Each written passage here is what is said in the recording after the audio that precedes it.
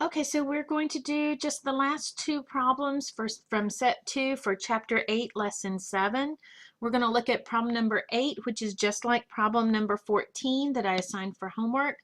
So problem number 8 says if an automobile worth $6,000 depreciates by 1/4 of its value each year, its value after X years is given by this formula. Y is equal to 6,000 times 0.75 to the X.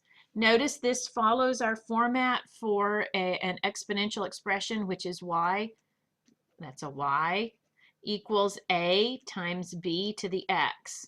So it is an exponential function. They say find the value of the car after 1 year. Well, after 1 year, that means that X equals 1. So we're just going to plug in 1 for X. Y is equal to 6,000 times 0.75 to the first power. That's just 0.75.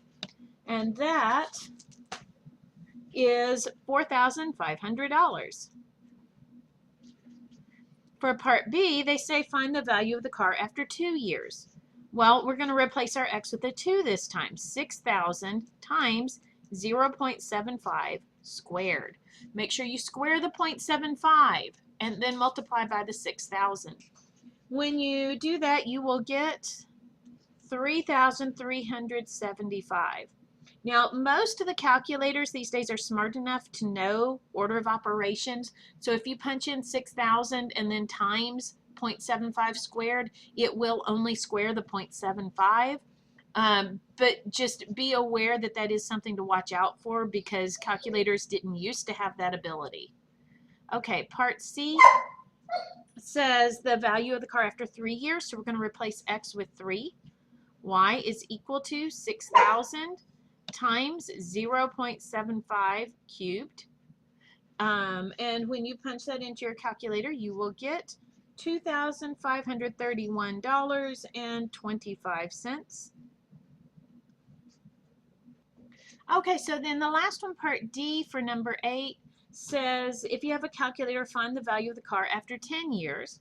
That is Y is equal to 6,000 times 0.75 to the 10th.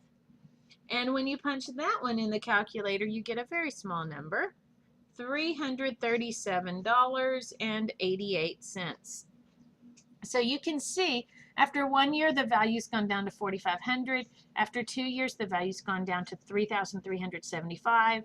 After 3 years, it's 2,531.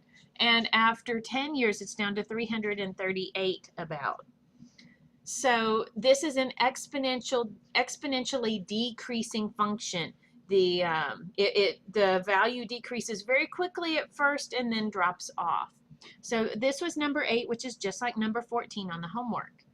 Now we're going to go to a new page and we're going to look at number 9. Number 9 is just like 15 that was assigned for homework. So for number 9, we have a certain type of protozoan is able to divide into 2 every 3 hours. Reproducing at this rate, the number of protozoa, Y, existing after X hours is an exponential function of time.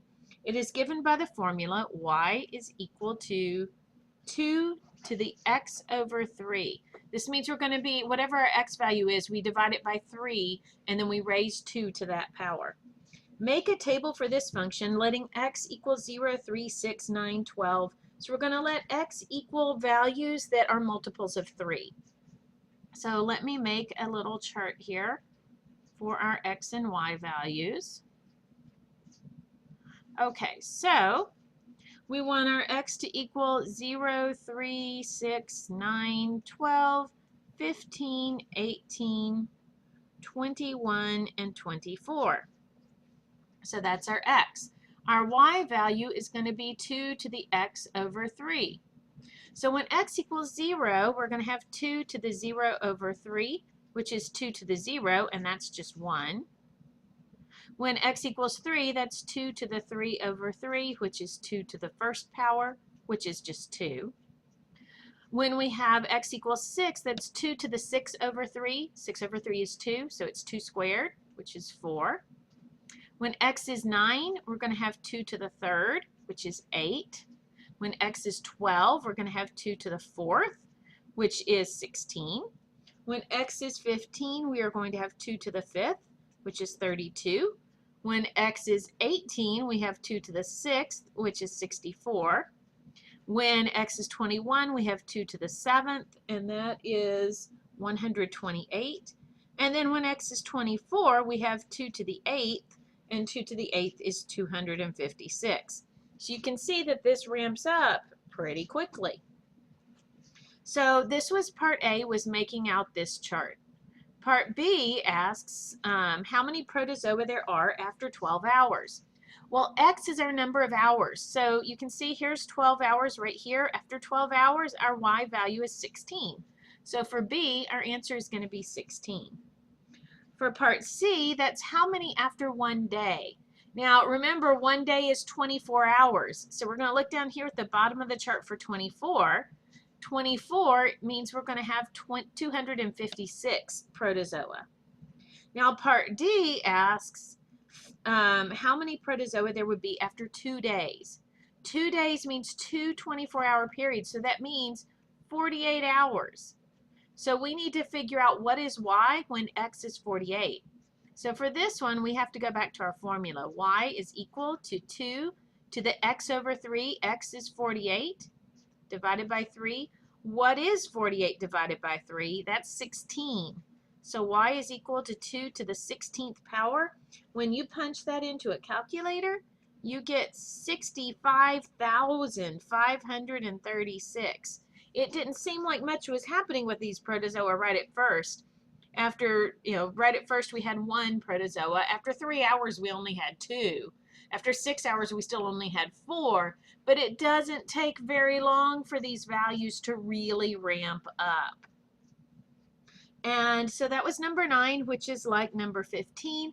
And that is all that we have for this lesson.